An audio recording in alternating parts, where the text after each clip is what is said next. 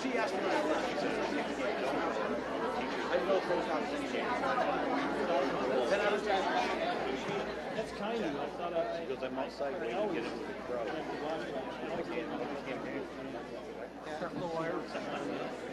We almost went anywhere. Sometimes she fills it from out. We're born ready, buddy.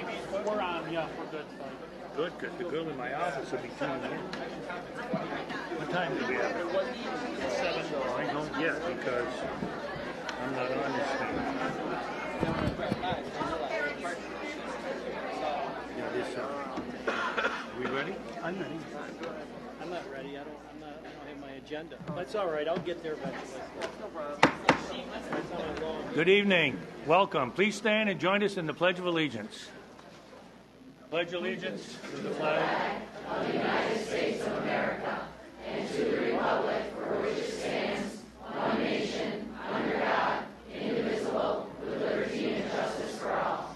Wow, that really has got a kick to it with a lot of people. That sounded great. Thank you. Come every meeting. We're not used to that.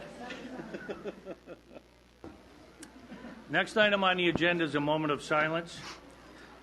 Please join me in a moment of silence for John Jeffries, who attended school in the North Syracuse Central School District, David P. Rhea, a graduate of the district, Kathy Dudzinski Duane, a graduate and retiree of the district, Mary Beth Plavkan Williams, a graduate of the district, Brianna Zalesnik, a graduate of the district, Karen McVicker Tobin, a graduate of the district, and Nora Whaley, a former employee of the North Syracuse Central School District.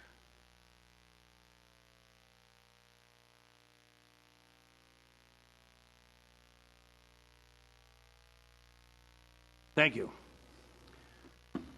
At this point, we're going to move item 6A to this point in the agenda. This is the authorization of the President of the Board of Education to execute an employment agreement.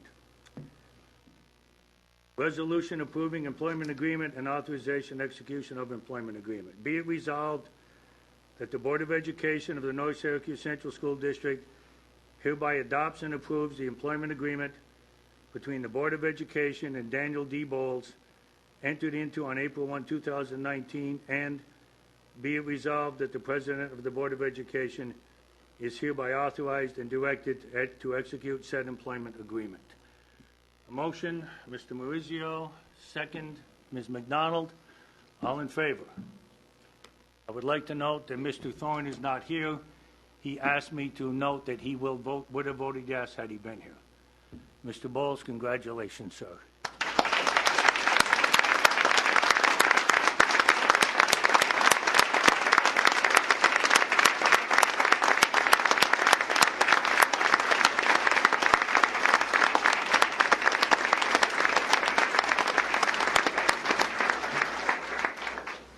Dan, if you would come up, please. You can sign the agreement.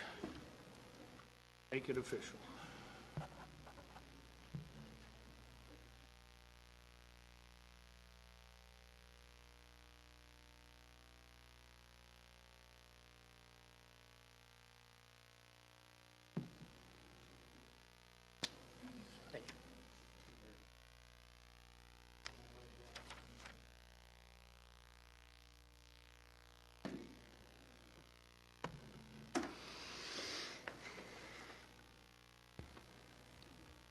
We have some presentations. The first this evening is a presentation to Mr. Jose Reyes Munoz of Roxborough Middle, who actually saved the life of one of our students in the performance of the Heimlich maneuver. He is not here. His wife just had a child. So the award's going to be accepted by the building principal, Dave Shaw. Annette?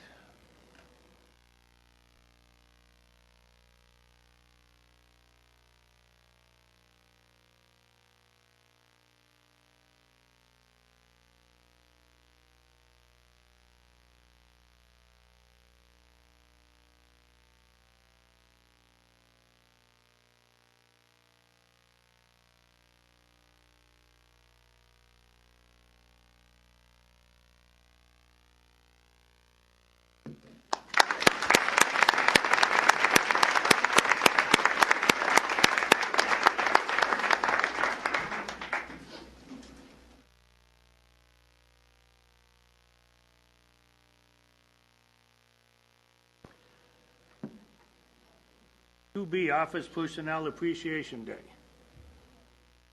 Another lengthy proclamation, so please bear with me. Throughout history, office personnel have had an impact on the district's students and community. They work for the well-being, welfare, and future of our children. This awesome responsibility is accepted with commitment, dedication, and even love. Because of the complexity and diversity of their role, they must be flexible, resourceful, positive, and patient. The office personnel of the North Syracuse Central School District are professionals of the highest caliber who have dedicated themselves to the ideals of their profession. Students, parents, administrators, and community members recognize, applaud, and appreciate their efforts to ensure students receive a quality education.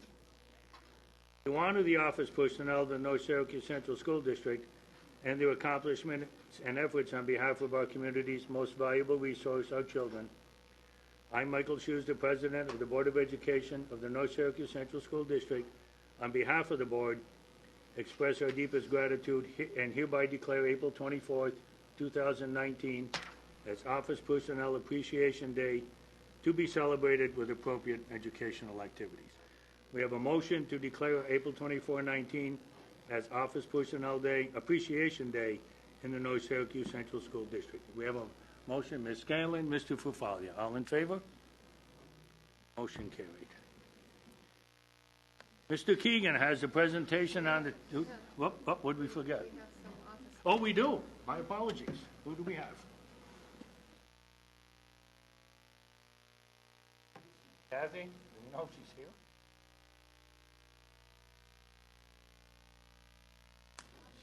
Guys, holler out in the hall and ask if Kathy C is out there. Aging Kathy. She's in Tully's parking lot.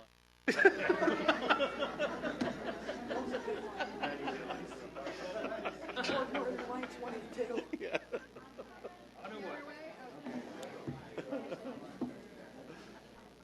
Oh, here we go.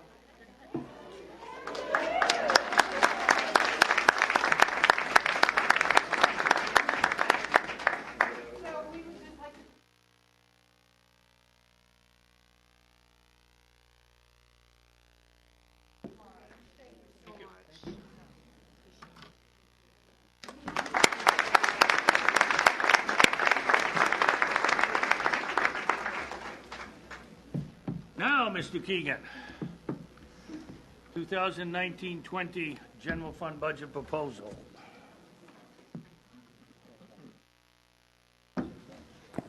Good evening.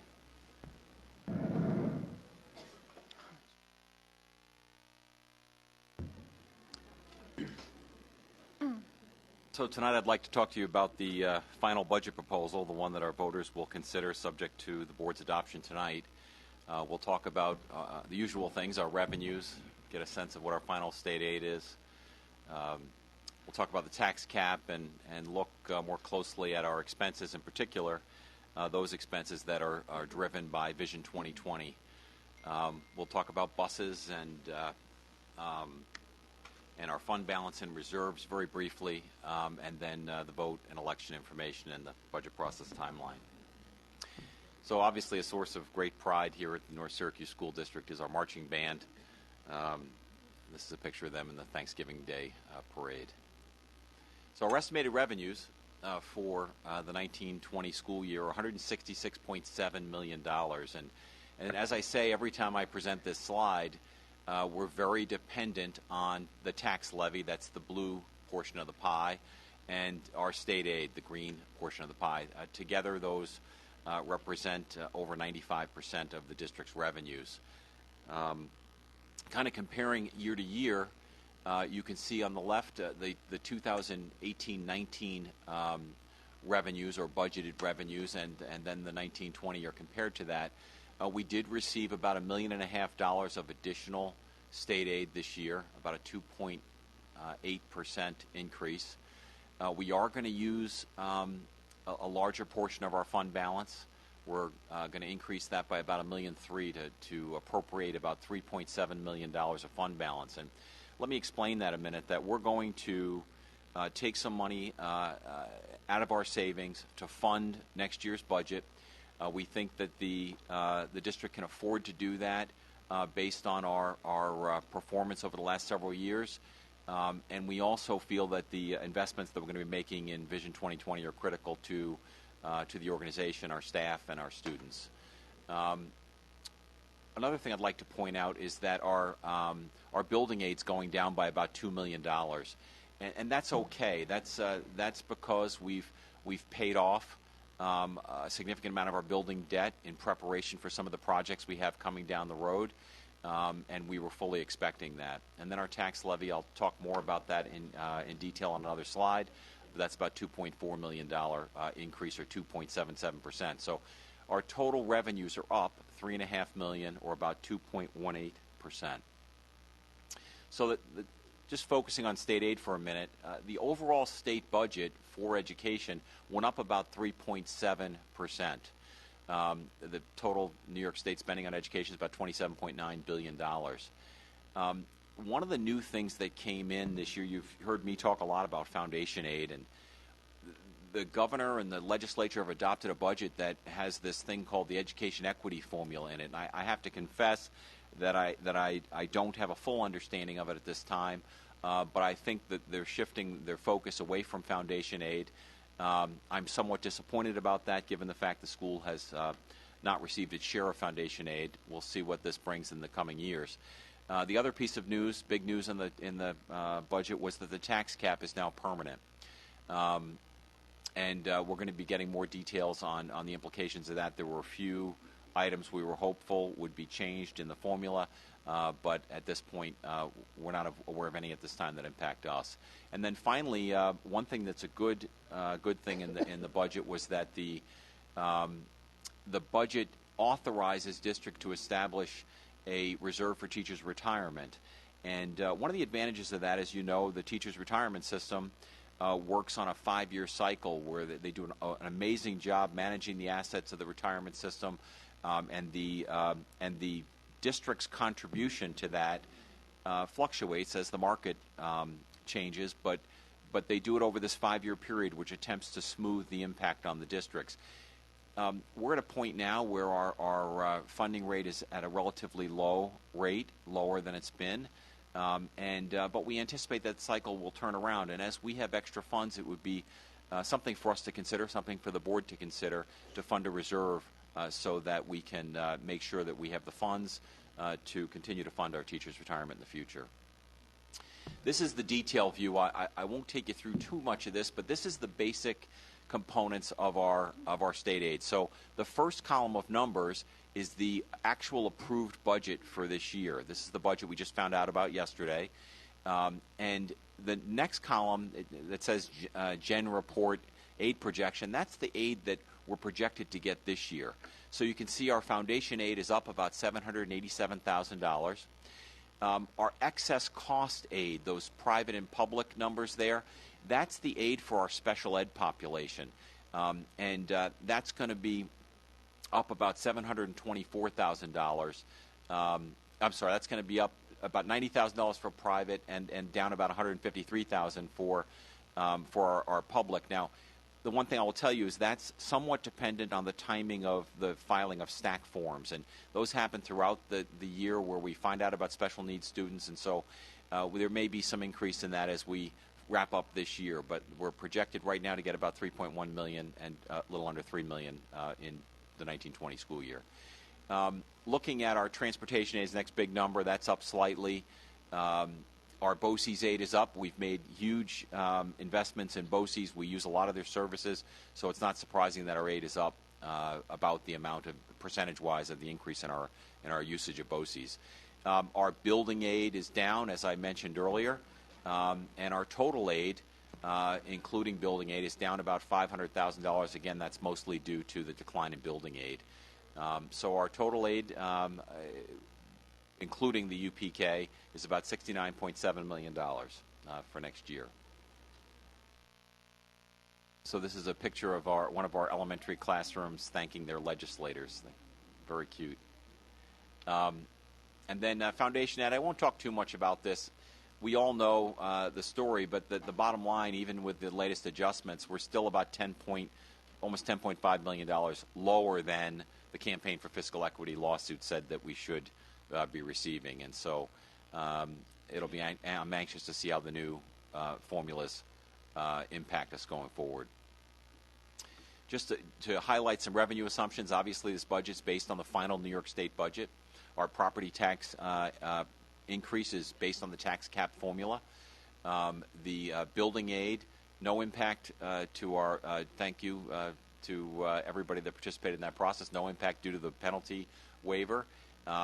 We do have some exposure every year as we look at the changing interest rates in terms of our building aid, and we'll be watching that closely in the years to come as we continue with capital projects. And then Smart Schools Bond Act, we're continuing to invest in technology. We have more of that money to spend, and we will be spending it in the upcoming year to continue to make investments in technology, but none of that will affect the general fund budget.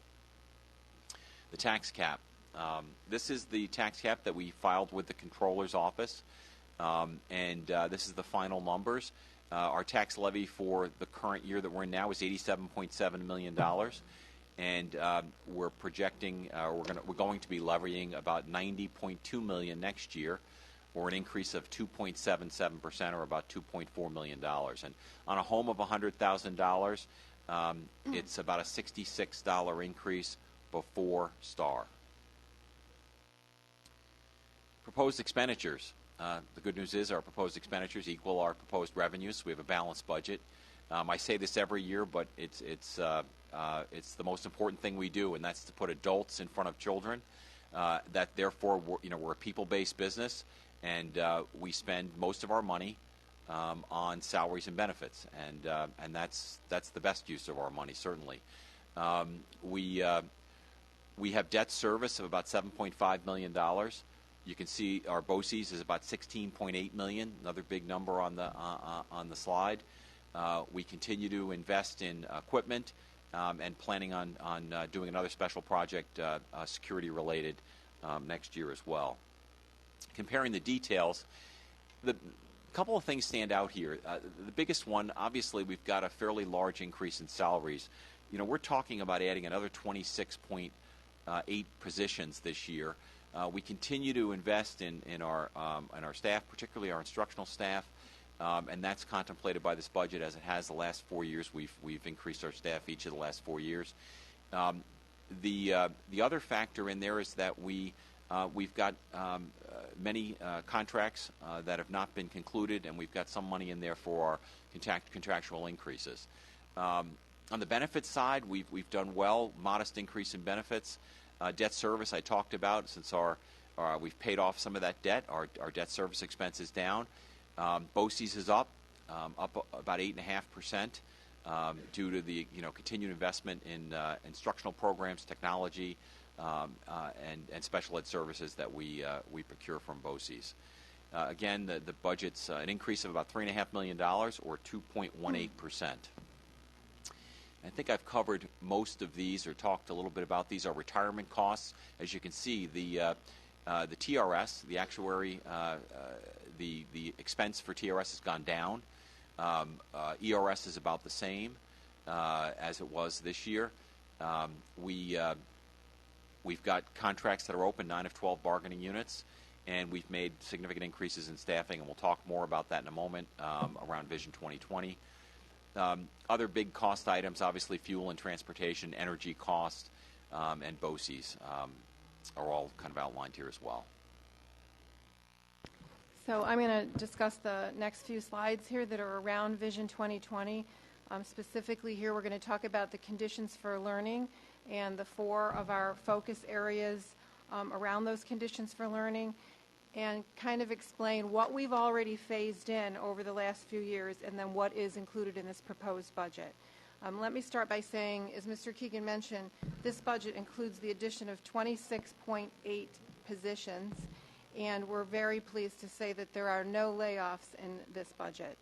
So in the area of inclusive settings, we've added a considerable number of special education teachers in recent years for the co-teaching model, as well as teaching assistants to help meet students' needs in a more inclusive setting. This proposed budget has 3 additional special education teachers to support co-teaching at the elementary and middle school levels. Our next focus area, response to intervention.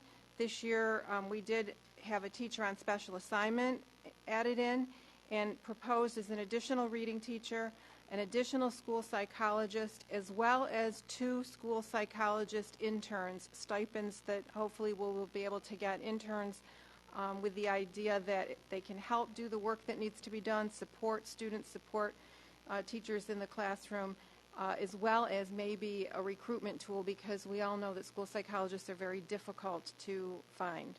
There's quite a shortage. Standards-based learning. This year, the high school piloted a revised schedule with an academic advisement period. The feedback is that it's gone quite well. I'm hopeful that the teachers will continue to look at that and vote it in again to continue for next year. A recent survey of students indicated that 89% of students did find this beneficial. The proposal also includes a new middle school schedule that we've had a team of teachers and administrators and staff working on over several months that will allow for more opportunities for career and technical education, as well as science, technology, engineering, and math opportunities for students and collaboration time for teachers. We will be moving to a trimester report card at the elementary level next year. In the area of social emotional learning, this year we added a behavioral specialist, and proposed in this budget are 3 additional mental health support positions for the elementary schools, as well as additional school counselors, 1 at each middle school, and an additional school counselor at the high school. We also are looking in this budget to reinstate previously cut athletic and co-curricular activities. Many of you know that 10 years ago we made significant cuts to co-curricular and athletics, and this is one of the final batches to go back into the budget to support those areas. More specifics on the middle school schedule. Considerable staffing included to support this new schedule to allow for what we refer to as win time, what I need, time for students, and it allows students to meet with teachers on flexible grouping to get extra help during the school day. It also allows for collaboration time for English, language, arts, and math teachers at 5th and 6th grade to work in professional learning communities, as well as core area teachers for 7th grade. This new schedule includes several additional courses and opportunities in career and technical education, as well as science, technology, engineering, and math for our students. And we're pleased to say middle school orchestra, band, and chorus will be scheduled during the school day with this schedule. We have some students here participating in our unified basketball program, which is just getting underway, and we have a proud student there sort of illustrating our focus on social emotional learning. Moving on to the last 4 areas of focus areas of Vision 2020, these fall under what we call our pathways for learning. Balanced literacy, preschool to 12th grade. We have phased in and implemented a reading and writing workshop model for instruction in our classrooms. We've added literacy and instructional coaches to support teachers with that model, and this budget does include professional development to continue on with those initiatives. New York State Science Learning Standards. This year we began the adoption of Smithsonian science kits for the elementary, and proposed is continued rollout with the kits and expanded professional development opportunities. In the area of math, we phased in a math workshop model and a math instructional coach. And some of these coaching and special assignment, teachers on special assignment positions started in the last couple years with grant money. When the grant money was no longer in existence, we have managed to roll those into the budget to keep those valuable positions included. And proposed is the continuation of the math instructional coach and workshop model, along with an implementation of a math program where teachers are piloting materials currently this spring. And last but not least, the last focus area of career and technical education. Many years ago, we had a full-time staff member program with the Career Center at the high school, and that was one of the things that was cut. We're pleased to say that this budget has full-time staffing for a teacher in the Career Center, as well as some additional secretarial support at the high school. And many of you are aware of the group called 4D Productions at the junior high school, which is a group of students that work with staff over there to handle all the technical productions that go on in that auditorium. We are now going to be able to offer 2 courses at the high school that will expand the learning for students who have been involved in that program, and many of these students go on to have careers and scholarships in this area, so we're very excited about that. Got some photos here of academic advisement happening at the high school and our elementary students exploring and enjoying the science kits. And so I'm going to turn it back over to Don. So as we do every year, we're going to be purchasing some new buses. I think the big change is that we're going to be purchasing gasoline buses this year. The technology is such that we think we can operate and maintain gasoline buses more cost effectively, more reliably than we can our diesel fleet. And so we're going to be buying 10 64-passenger buses, 2 42-passenger buses, 1 48-passenger buses. It's about $1.5 million investment. The tax impact after transportation aid is about $1.80 per year for a house assessed at $100,000 before STAR. So we think this program that the district has done for many years has worked out well. It's allowed us to have a safe, reliable fleet, and we're happy to continue that. There's one of our students getting off the bus.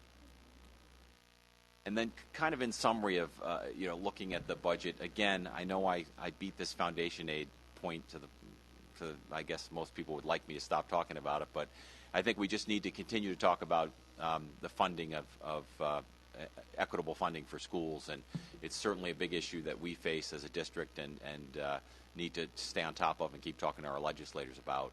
The final tax levy, again, is at the tax cap. This means that it'll only require a simple majority and that folks will receive their rebate checks. The budget includes total revenue and expenditures of $166.7 million, which is an increase of about $3.5 million or 2.18%. And I hope it was obvious as you listened to the presentation that program enhancements and additional staffing proposed in the budget are in line with the Vision 2020 and they impact all schools. The vote is on Tuesday, May 21st, 6 a.m. to 9 p.m. at the usual places here at the district office and at Cicero L. Registration information is here and available on our website. If anybody has questions, they can contact Connie Gibson here at the district office. So tonight is April 1st. That's our budget proposal. I would ask the board if you've got any questions or comments. Now's the time.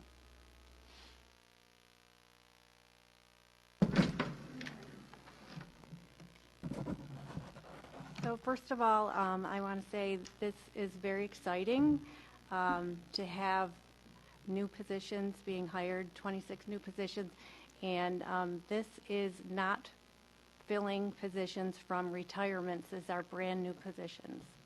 Right. So that's really exciting because we've gone a lot of years with making do. So it's time to focus on our kids and get some staffing in there that can help.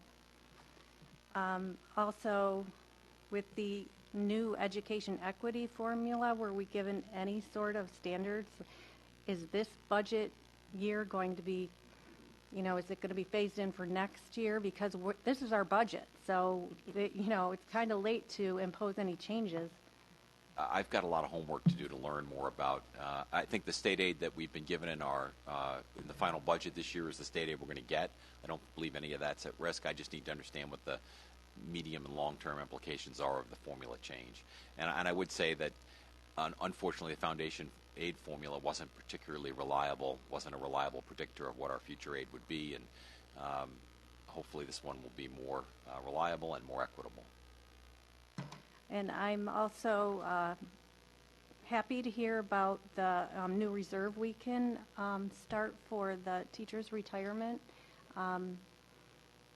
As you know, my day job is in finance, and I work for an insurance company, and we are very mindful of the recession that's pending and how that will affect our future budgets. So I'm happy to hear that we'll be able to start a reserve to protect ourselves. So that's all I have. Thank you. Just a couple questions. Sure. Sure? Okay. Fire away. Because I think they might be for Annette. Okay. Sure. I just want to make sure I didn't miss something. Looks like there's the PLCs in the middle school. Last presentation we had ELA for 5 and 6. Looks like did you add the core, or did I miss that for 7th grade, the core teachers? I believe it's ELA and math for 5 and 6, and it is all core teachers for grade That in addition, 7. it looks like that was added since the last time I saw it. So. We might not have included that last time. So that's great. I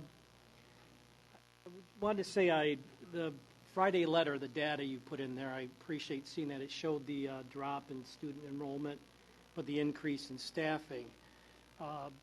You made a mention there was no layoffs in this budget, so I'm assuming the negatives I saw in the support documents, those are just either attrition or drop in numbers, not a program thing? Sure. So the support document that the board has access to is what we refer to every year as the budget staffing chart, and it lists all the different tenure areas and the adjustments of plus and minuses based on enrollment. The only area, well, there are some minor reductions in, parts of things, but no layoffs. There was one area where there could have been a layoff, but the person will be able to teach one of the new courses offered in the middle school schedule. So we're excited about that. And I think the information that you're referring to about the Friday letter, I'd be happy to comment.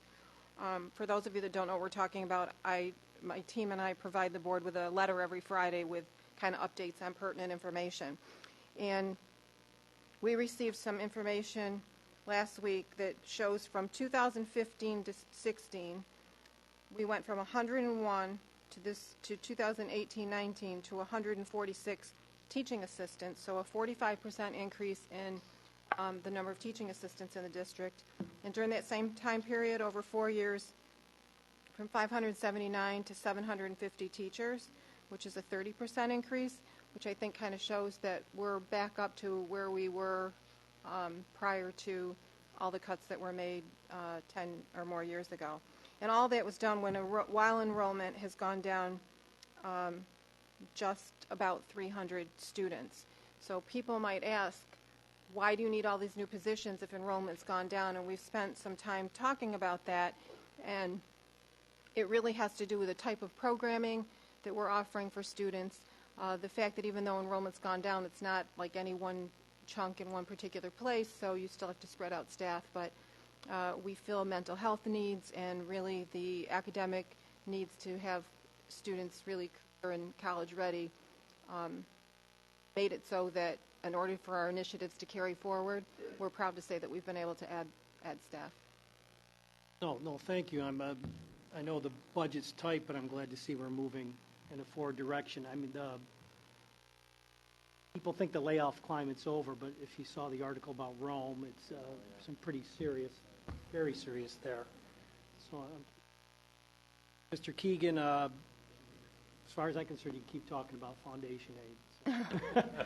I just want to share a comment with NYSBA, now then I can shorten my report, in that when I was at the Capitol Conference, it's their feeling that the governor's never taken ownership of the FE settlement because it came out of Patterson's administration. It was not fully funded when Patterson was still in office. It feels like he can just say, hey, I don't have to do this. And I just feel this equity formula is shifting the focus on us to deal with the poverty in it.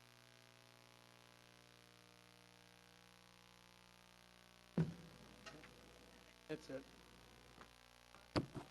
Yeah, keep talking about it. Yeah. Thank you. Good job, Don. Good job, Thank everybody, you. with this. Very well done. So, Thank you all.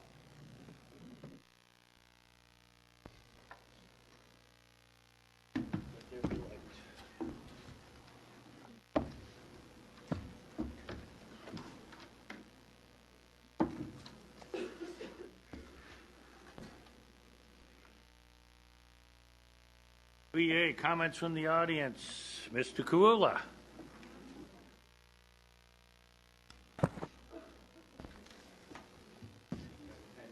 Timer's ready.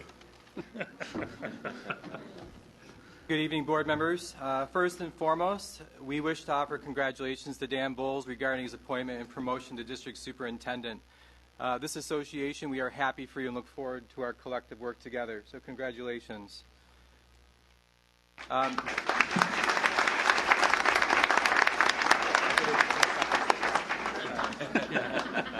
10 more seconds. So this is our union. So everyone, please say hello to the Board of Education. Hello. It is really rare that we all attend a board meeting, which you all know. Members present tonight are here to express immense frustration over the failure of our district to appropriately recognize the collective goodwill of our work. Together, the district and unions have survived very difficult times. We've made financial and professional concessions and led the fight to eliminate the $20 million penalty through our own local and state union efforts. This workforce, your workforce, talented and truly dedicated, are in fact your greatest asset. Please be mindful that the continued goodwill of this body is at an all-time low. Our willingness to continue to support the district in the ways we have in the past is very limited at best. Vision 2020, our district strategic plan, outlines our work, our mission, and vision. All of this work, from its earliest beginnings, has been supported and implemented by all you see present and faculty who were unable to attend. We have openly joined in the work, the frequent trainings, the development and implementation of WIN and PLCs, the change of student schedules to include academic advisement and STEM initiatives. All of this, so much and so much more, with the positive attitude and goodwill necessary to move our system and our kids ahead. The failure of the district to appropriately recognize and value our work over the past several years has led to this demonstration and reinforces why our collective goodwill is gone. Vision 2020, our collective strategic plan, is not worth the paper it's printed on if not resourced and your resource of employees are valued. We, your workforce, are your number one resource and are clearly sending a message. We can no longer faithfully support the district as we have in past if you choose to continue to devalue us.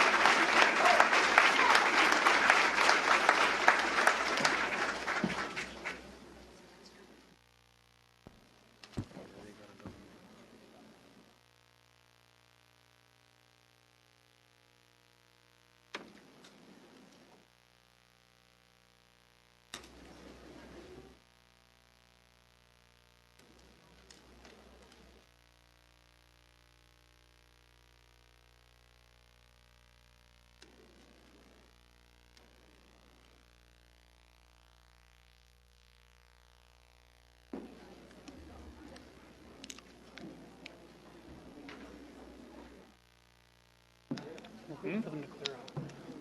Ready? Okay. Next item, board committee reports, comments. Who's first, Mr. Fafaria, Ms. I Scanlon? could just mention that the legislative committee has not met recently. I know the superintendent informed me that we had a scheduled meeting with the Senate representative from District 53, Senate District 53, but that was canceled.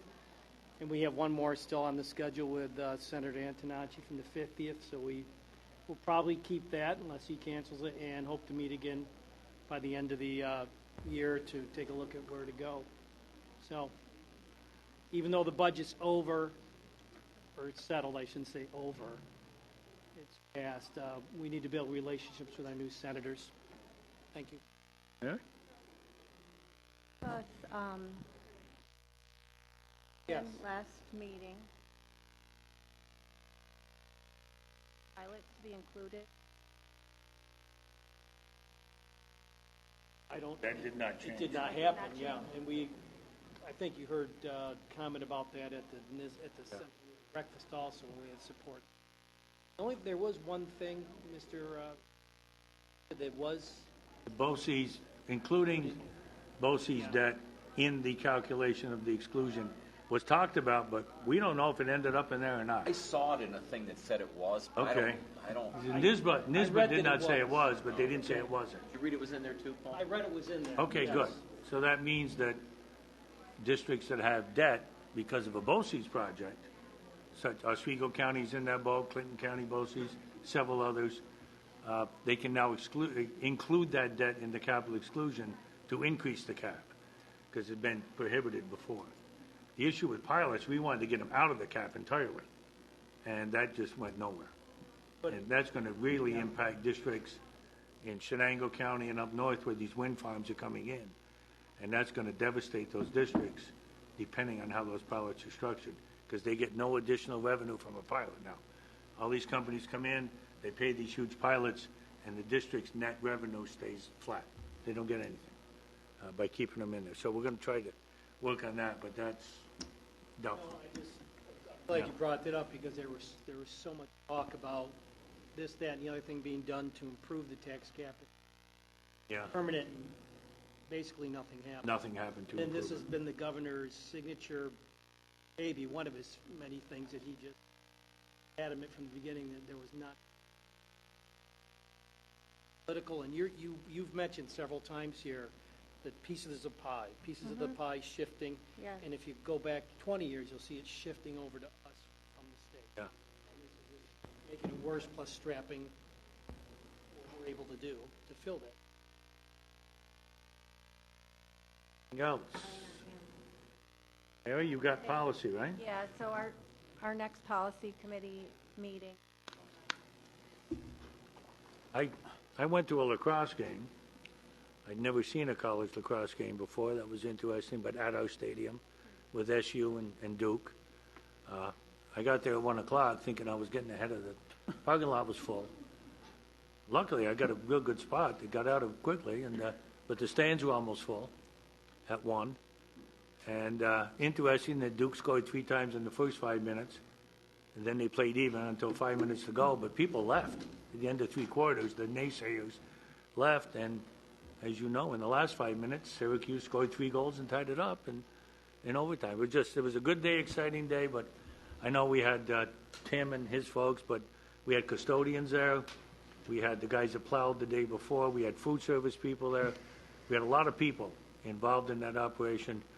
And Tim's comment to me that he let Duke tour the facility the night before, and they said it was nicer than what they have at Duke to play lacrosse in. And to put our facility on ESPN nationwide, that's good for everybody, I think. So, it was a lot of fun. A little chilly, but we endured. So, but it was. I'm glad that happened, and maybe some prospects for next year. So. Yeah. Next year the dome is closed in the spring, so they have to go someplace. Yeah, of course the first game next year they said is in February. I'm not so sure how our stadium's going to be holding up in February. Clarified, did Duke lose? Yeah. Syracuse won in overtime. So they lost twice this weekend. The girls That could and the make me boys. happy. Basketball. They lost in basketball. Yes. SU women beat Duke, and SU men beat Duke. Good weekend. That's a good weekend. You bet your boots, yeah. Unless you're a Duke fan. Sorry if anybody out there's. You There guys are Duke here. fan? You a Duke fan? No. Oh my goodness! You admit that in public, huh? Okay, we'll get over it. Okay, superintendent's comments. Well, I do have a few comments, and I kind of wish that the crowd had stayed to hear some of this exciting stuff. First of all, Dan, congratulations. I am really looking forward to spending the time that I have left working jointly with you, and I'm feeling as though I'm left in good hands, so congratulations to you. So many of you probably remember attended the Superintendent's Conference Day last November, or a couple of sporting events where a little boy named Brig Lieberman performed the national anthem? Mom came in to see me today to tell me that Brig is going to be leaving us for a period of time. Congratulations to Brig Lieberman. He is leaving us for a period of time because he is going on a national Broadway tour. He will also be filming a mini-series in New York City for HBO. So we wish him well. I get the chills even talking about it. It's awesome. So Unified Basketball is underway, and the practices are starting and scheduled, so we look forward to that. Scholar athlete teams and individuals were recognized by the New York State Athletic Association for us for boys basketball, boys indoor track and field, competitive cheerleading, girls basketball, and girls indoor. So that's exciting. And our very own Jessica Cook was named Player of the Year for CNS 2021, class of 2021. And Eric Smith, girls basketball coach, was named coach. Congratulations to Jessica and to her mom. And one last thing, I got this off my computer about 10 minutes before the board meeting started. On Sunday, March 31st, 5 students from Roxborough Road Middle School participated in the Central New York Science and Engineering Fair sponsored by the MOST. And many of you realize that we have an after-school STEM program, and we're really excited because some of that stuff's going to be moving into the school day, hopefully, with the new middle school schedule. But we had 3 students receive awards. Connor Boyle, 7th grade, and Ethan Haar from 6th grade were winners of the highest honors medallion and the Broadcom Masters Grand Prize Award for their project on the 5-second rule. And Jackson Dufort from 6th grade was the winner of SUNY Cortland Chemistry Award for Excellence in Chemistry Research for his project on surface tension. So congratulations, a lot of good things to celebrate here. 5 seconds? When I drop something on the floor, it's a 10-second. I'll ask them to study that. Yeah, it takes me longer to get it. That's right, George. Yeah, okay. Routine action items 5A, consideration of approval of the minutes of the regular meeting of the Board of Ed on March 18th. B, consideration of classification and school placement of disabled students certified by the District Committee on Special Education.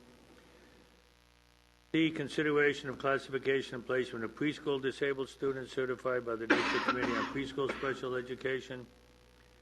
D, consideration of classification and placement of students in home instruction programs as recommended by the Home Instruction Review Committee.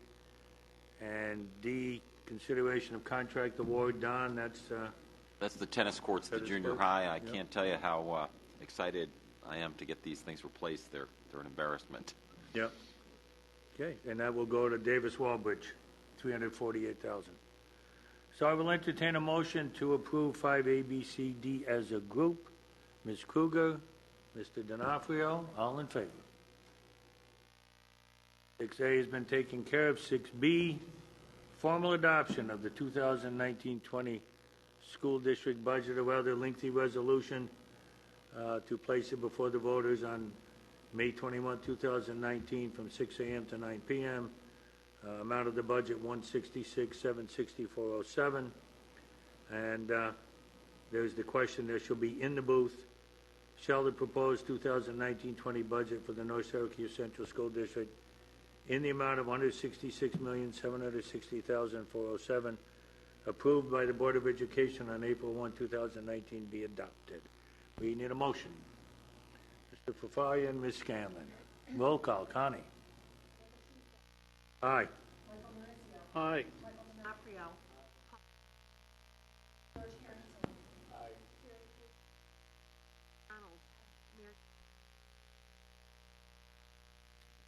Thank you. C, recommendation to increase the food service labor rate. Don or Jason, any comments? Just the food service labor rates have, well, as you know, New York State minimum wage has been creeping up, and unfortunately, the rate at which it's accelerating is outpacing the schedule that's in the contract, and to remain competitive in the field, but also being cognizant of the food service separate independent budget, we've made these recommendations to help staff our kitchens, feed our kids, and also address the issues with minimum wage increase. Okay. And then D is the recommendation to abolish the school secretary 1 and create a school secretary 2 non-affiliated position in the Office of Human Resources. And with that, we have a retirement coming up. I'm very sad to say that Deb Shunk is going to be retiring, and anytime we have a retirement in any of our areas, we always reevaluate duties and sort of see if there's anything we can do to make adjustments and to address some shifts in workload. We're increasing the title from School Sec 1 to School Sec 2 because it's more appropriate given the level of responsibility in the office. So we'll take a motion to approve 6C and D as a group. Mr. Harrington, Ms. Scanlon, all in favor? E is the acknowledgement of a gift, a check for $2,000 from Nagel Athletic Surfaces, Inc. for the North Syracuse School District Sponsor Recognition Program. And they will get to have a sponsorship sign, say that 3 times, will be displayed for 1 year for Nagel Athletic Surfaces, Inc. So we actually do need a motion on this one to accept that gift with gratitude. Motion, Ms. Kruger, Mr. D'Onofrio, all in favor.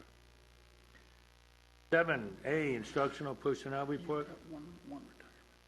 Oh, is that on it? Oh, okay. Okay, there is a retirement, yes, which Jason mentioned. We have Deb Shunk. Retire after 20 years. She will be missed. We wish her long and happy and healthy. I talked to her the other day. She's excited, so good for her. We have instructional personnel and B, support staff personnel. Any questions? Motion to approve 7A and B together. Mr. Harrington, Ms. Kruger, all in favor. Motion for executive session.